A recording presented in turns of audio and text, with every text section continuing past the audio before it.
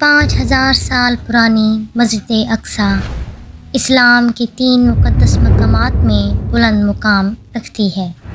اس کی تعمیر اپنے آپ میں ایک مکمل تاریخ ہے۔ 1.5 سال تک حضرت محمد صلی اللہ علیہ وسلم اور ان کے صحابہ کرام نے اس کی طرف رخ کر کے عبادت کی اور نماز پڑھی ہے، جو اس بات کا ثبوت ہے کہ اسلام کوئی نیا مذہب نہیں بلکہ موسیٰ و عیسیٰ اور ابراہیم کے ہی دین کی تکمیل کے لیے آیا ہے۔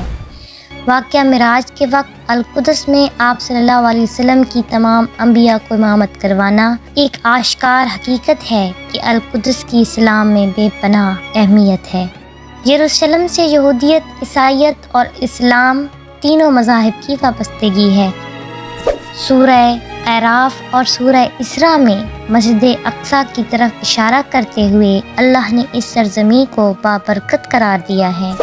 ایک مرتبہ حضرت ابو ذر غفاری رضی اللہ عنہ نے آپ صلی اللہ علیہ وسلم سے دریافت کیا کہ اے اللہ کے رسول، ہمیں بتائیے کہ اس سرزمین پر سب سے پہلی کون سی مسجد بنی؟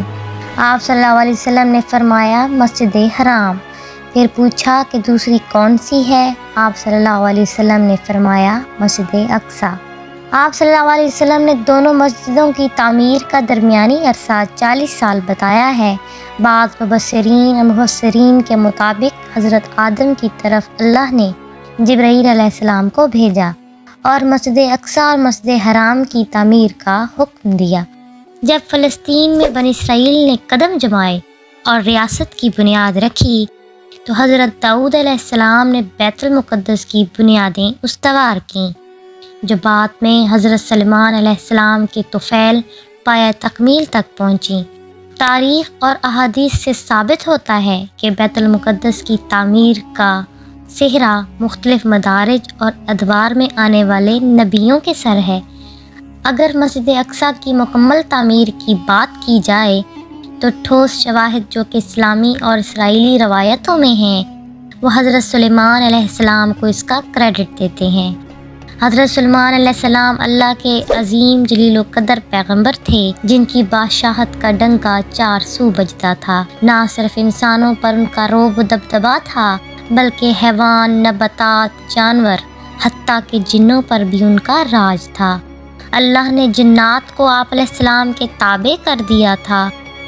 ریاستی امور اور بڑے کاموں کی سر انجام دہی کے لیے جنات کو مقرر کیا جاتا۔ مسجد اقصیٰ کی تعمیر میں بھی جنوں سے مدد لی گئی۔ حضرت سلیمان علیہ السلام کی بادشاہت کے آغاز سے ہی اس مسجد کی تعمیر کا کام شروع ہوا اور 40 برس میں مسجد مکمل ہوئی۔ مسجد اقصیٰ کی تعمیر کے دوران آپ علیہ السلام نے شیشے کا چھوٹا سا محل نما کمرہ بنوایا تھا، جہاں آپ علیہ السلام ذکر الہی میں مشغول رہتے تھے۔ آپ علیہ السلام مشیت الہی کے حصول کے لیے کئی دن اپنی عصا کے سہارے کھڑے ہو کر اللہ کی عبادت سے لطف اندوز ہوتے۔ آپ علیہ السلام اپنے مستقبل کے حال سے واقف تھے، اور جب آپ علیہ السلام کی وفات کا وقت آیا تو اللہ کی بارگاہ میں آپ نے عرض کیا کہ کوئی معجزہ فرما دے تاکہ مسجد کی تعمیر بلا تعطل جاری رہے اور جنات آپ کی وفات سے ناشنا رہ کر مسجد کی تعمیر مکمل کریں۔ ایک دن اسی شیشے کے کمرے میں آپ علیہ السلام محو عبادت تھے کہ آپ علیہ السلام کی روح قبض ہوئی، لیکن آپ علیہ السلام کا بدن مبارک ویسے ہی کھڑا رہا اور جنات سمجھتے رہے کہ آپ علیہ السلام محو عبادت ہیں۔ قرآن مجید میں اللہ کا وعدہ ہے کہ نبی کے جسم مبارک کو نہ زمین کی مٹی گلا سکتی ہے اور نہ ہی آگ جلا سکتی ہے۔ تمام انبیاء آج بھی اپنی قبور میں غیبی رزق پا رہے ہیں۔ کئی برس تک حضرت سلیمان علیہ السلام کا جسد مبارک ایسے ہی موجود رہا، پھر ان کے عصا کو دیمک کھا گئی، وہ لاٹھی کمزور ہوئی تو آپ علیہ السلام کا جسم مبارک ایک طرف جھک گیا۔ سورہ سبح نے اللہ تعالیٰ نے اس طرح فرمایا ہے کہ تو پھر جب ہم نے ان پر موت کا حکم دیا اور جن بے خبر رہے، پھر ان کی عصا کو زمین کی دیمک کھا گئی، تو جب سلیمان علیہ السلام زمین پر آئے تو جنوں کو حقیقت پتہ چلی۔ اگر وہ غیب جانتے تو اس کھاری کے عذاب میں نہ ہوتے۔